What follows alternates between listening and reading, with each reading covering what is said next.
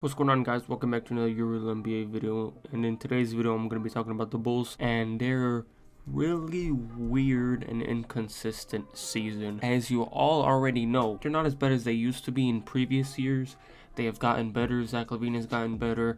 Lowry, Kobe White, everybody on the team has gotten better. Plus they have the rookie Patrick Williams helping out. Plus they got the new coach Billy Donovan, and the new front, you already know. But they're still 2 games under 500 with 16 games played in this season so far. There will be a stretch where the Bulls look good, they will look bad some games. Like this game against the Lakers. Yes, the Lakers are the top defensive team, but getting limited to only 33 points in the first half is just unbelievable against any team. It could be the worst team in the league or the best team in the league. So it's just really inconsistent with the Bulls. I don't know what's going on, it's just really confusing. So one flaw I've seen with the Chicago Bulls is that their defense stagnates a lot. So there will be a big stretch, where the Bulls have some pretty good defense, but then there will be another stretch where they let some random players start going off. For instance, the game against the Sacramento Kings, the Bulls let the rookie Tyrese Halliburton score 15 points in the fourth quarter alone, and it was just really concerning. The game against the OKC Thunder, the Bulls had a 20-point lead, and then their defense just collapsed, and then Shai Gilgeous-Alexander was just going crazy. Dort was going crazy, and I'm not taking anything away from the players, but it's just crazy because the Bulls, sometimes their defense just stagnates.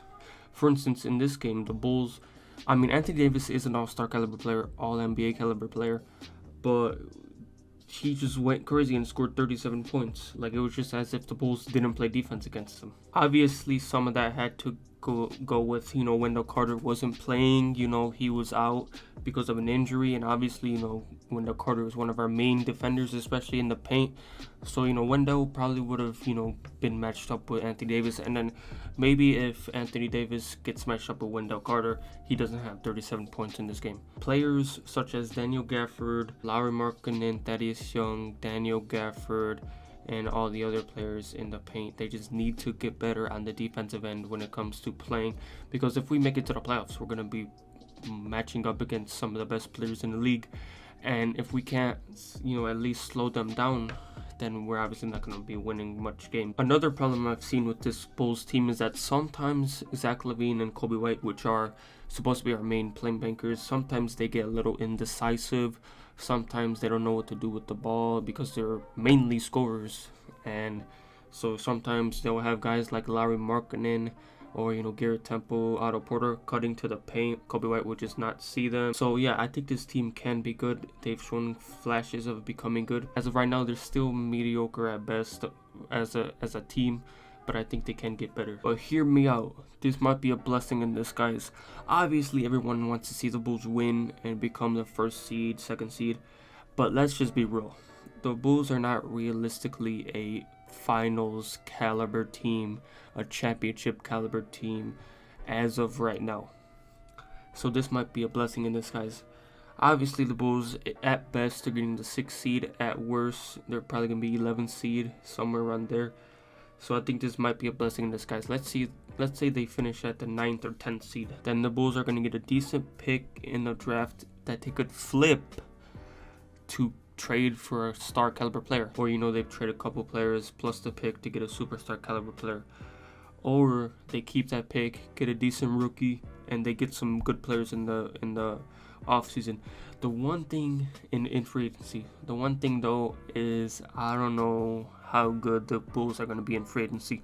Obviously in the past it was Garpax who was doing the whole free agency thing, and we all know how Garpax was. As of right now, this team, with all the players they have right now, unless Patrick Williams turns into Kawhi V2 or someone that where he can be a number 1 option on a championship team, unless that happens, the Bulls are probably not going to be a championship caliber team with this roster.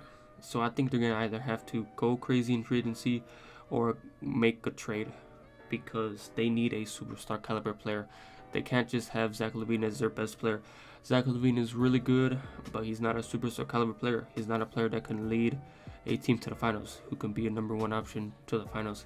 So I think they're going to have to trade away some of their players, maybe even Zach LaVine, and then get a superstar, or they're gonna have to get a superstar in free agency. We'll just have to wait and see on that. But yeah, in conclusion, this Chicago Bulls team is really confusing. But I think in the long run, this team will get a superstar. We'll get a superstar. Maybe even Patrick Williams develops into a superstar, and we'll be fine and dandy and become a championship contender in maybe even only 1 year. Maybe 1 year, 2 years, or 3 years. The Bulls, I think, will be a championship contender. That's all I really have to say. Hopefully you guys enjoyed this video. Please like, subscribe, comment, and share. Comment your thoughts down in the comment section below, and I'll see you next time.